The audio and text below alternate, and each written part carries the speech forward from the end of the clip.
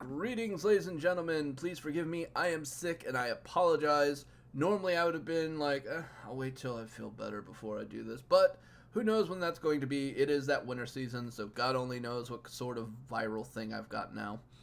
But that notwithstanding, Wargaming! You done fucked up! Again. And again. And again. So Wargaming has announced European destroyers, part of the whole concept of the Pan-European. Yes, we have Pan-Asian, we have Pan-Americas, and we have Pan-European. Okay, cool. Now, I'm going to be honest, I love the Friesland. And when I heard this whole Pan-European, I was like going, ooh, maybe we'll get more Friesland-type ships. No. No. No. No. Maybe we'll get something that we honestly want. No. No. No. Maybe we'll get something that's good. No. There are many aspects to this line I think that are really cool and concepts I'd love to see in action. However, I can't get over some of the deficiencies of this line and some of the pretty obnoxiously obvious bad traits of it. I also can't get past the fact that this is supposed to be pan-European, and yet majority of the ships here are Swedish. You might as well have just said this is the Swedish DD line. For all intents and purposes, Wargaming. I'm sorry. You might as well have. But I digress. When it comes to the whole identity of the quote-unquote Swedish DD line, it's not very good. Fast, low damage, long-range torpedoes. Short-ranged, rapid-fire artillery. Horrible concealment. No smoke screen, but we're going to give you a heel and a radar. Yeah, because that's exactly what I want. I want to be able to, find a DD so that my team has exactly 9 seconds of vision on it so it can shoot it, and pray to God I'm able to finish it off with my torps and or gunfire before the rest of his team blows me out of the water, because that's exactly what's going to happen. Well, you don't have to use your guns. This is true, even though technically they have that wonderful 3 to 2.5 second reload on it. I'm not going to lie, there's a lot about this line that just really pisses me off. You give me gun characteristics that make me think gunboat, and then you basically make me nearsighted. You give me radar and horrible concealment, but enough concealment to where you can get away with stealth radar. Okay. Apparently it's okay for DDs, but it's not okay for cruisers. Just saying. Booster. So, yeah. This is problematic. This is very problematic.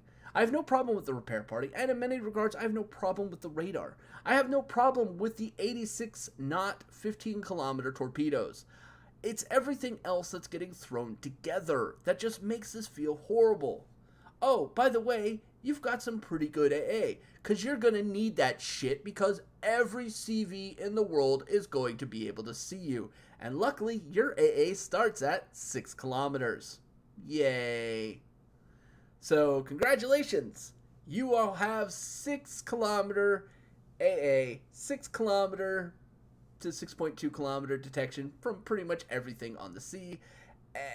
Yeah, you're automatically going to be seen as a threat because even though your torpedoes don't hit hard at like 10,700, they don't hit hard, but they're going to be annoying. The most practical application for that weapon system is going to be pushing things out of smoke. Yeah, technically you can also argue you can do some real up-close gut punches onto DDs and light cruisers and things of that nature. True, but on anything else like a battleship, let's be real. You fire these torpedoes at a Yamato. It's going to basically hit him for about 4,500 damage. Oh, I got hit by a single battleship shell. That's exactly how Yamato's going to feel about that. Even if you were to hit with all 10 of those. Ooh, you did 45,000. Guess what? Yamato's still alive. You're now dead. Have a nice day. It is very frustrating and very depressing. Now, not all of the line is bad, and as a matter of fact, there are 2 tiers where I think they kind of got it right, and I like what they're doing here, but I kind of feel like they're dropping the ball in every other regard. And those tiers would be 8 and 9. And we're going to go straight to those. All the rest of them just meh.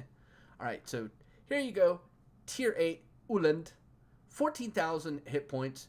You got 4 guns, 120 millimeters, 10 kilometer range because, you know, God forbid anybody actually enjoy using fast firing guns. Bastards. Your HE damage, meh. Your fire chance, meh. Shell velocity, meh. Your AP, meh. Reload time 3.5. That's actually really good for tier 8. And is why it pisses me off that this is as far as it can go. But okay. Torpedo tubes, you get 6 of them. 12 kilometer range, 76. This is actually pretty decent.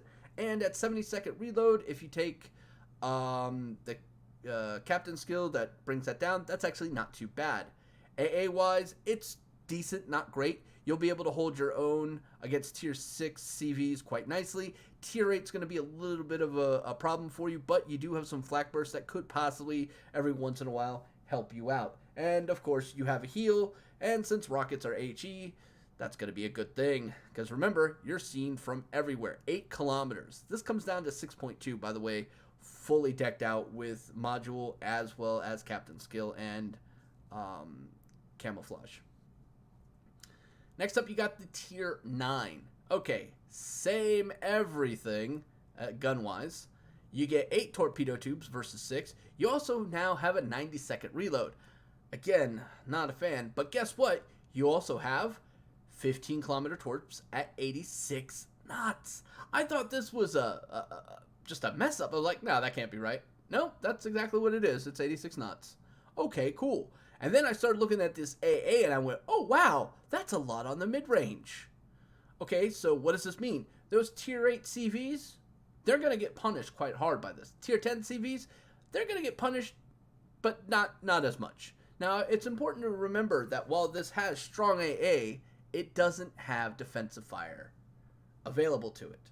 So this 390 can't be increased outside of captain skills and or modules.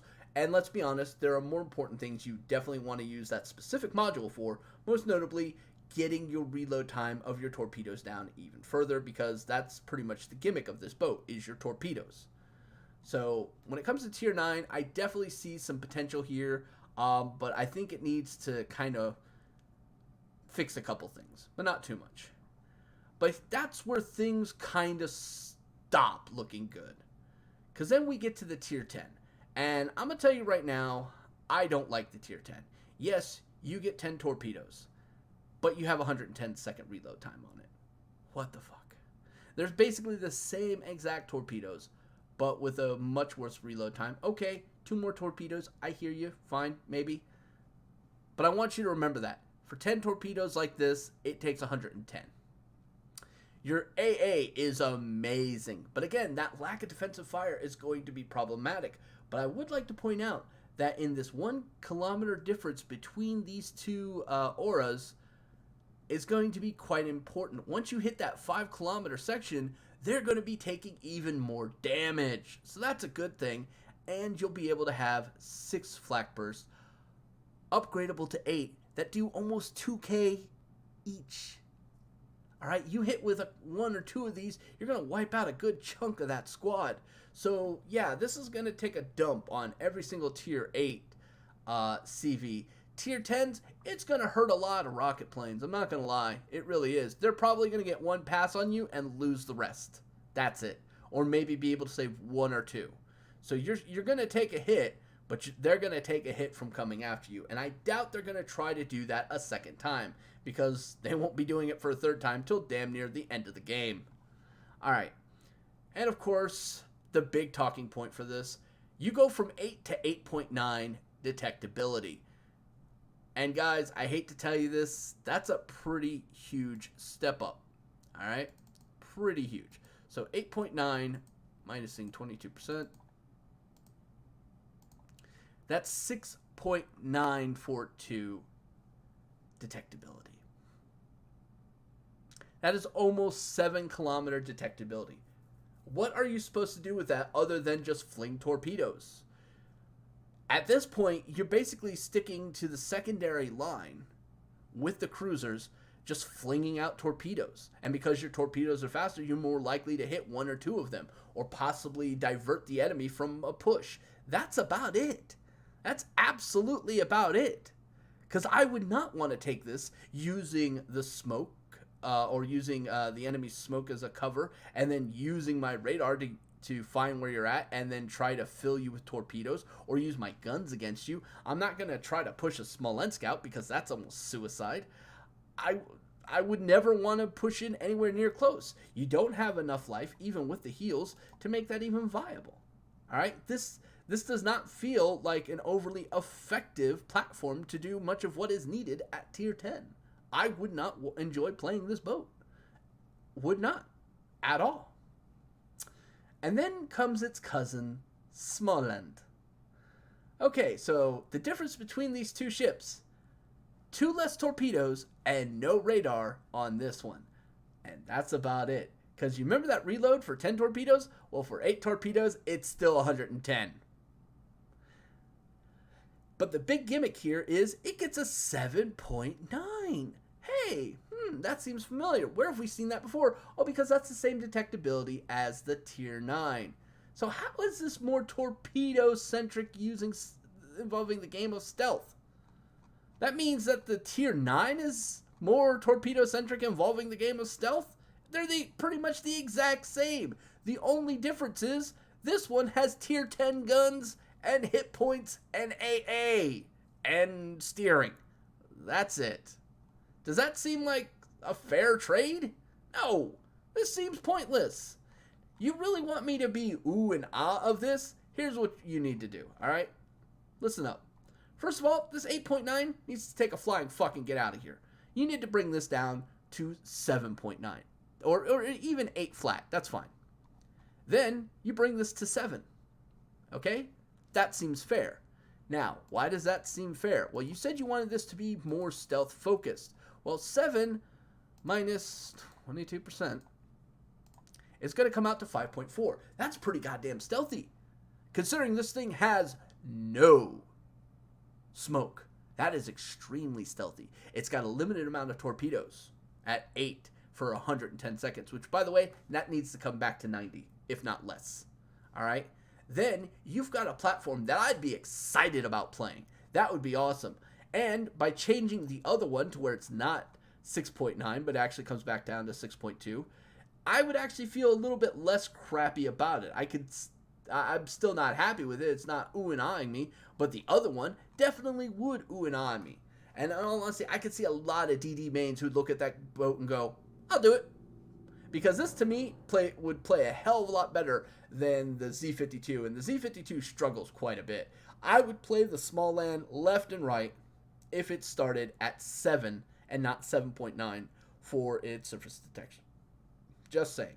You do that, and you change the reload time from 110 to 90, we're in like Flint. I'd play that all day long. But you don't.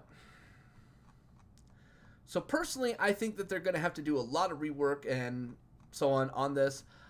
But again, I feel like Wargaming is missing a lot of opportunities here to have some sort of definitive vision for what the pan-European is going to be. Like, I was really hoping that we might actually see 3 lines, one that was more torpedo-centric, like this one is apparently trying to be, one that is more gun-centric, so maybe more than 10 kilometers, let's say 12, 15, up to 16 kilometers might be good with good rates of fire. Talking like Friesland style of play here. And maybe some sort of hybrid between the two, right? Or something that's completely different in terms of hybrid. I don't know. Wargaming, you can do what you want on that. And it's really cool because they could make this one the Swedes, they can make the other one the Dutch, and they can make the third one the Poles, the Greeks, and the Spaniards, and kind of combine that as a catch-all sort of thing. And boom, you've got 3 lines for this and you'll cover every single basis. You'll make a lot of people happy, and there's a lot of, premium ships you could milk out of that amongst different communities and so on. I mean, there's a huge opportunity there, and you fucking blew it, Wargaming. What the hell? Now, this might still be in the pipe, but wouldn't it have made more sense to actually let the community know this beforehand? By the way, we're not going to stop just with the Swedes. We will have more information on that as times go by, but keep tuned and pay attention. That way you give us something to look forward to. You didn't even do that. You fucked it up. I blame Jingles. Nah, actually, he's a nice guy. But still, Wargaming, you done fucked up. Well, anyway, guys, that's just my opinion. Let me know in the comment section what you guys think. And guys, please, if you'd like to support this channel, please hit that thumbs up button and go ahead and subscribe. We will come out with more content pretty much every week as time goes by, and as long as I'm not feeling like I'm dying. Well, anyway, guys, that's going to be all for this video. Thank you very much for watching. This is Shiv saying I'm going to bed. I'm too sick for this shit.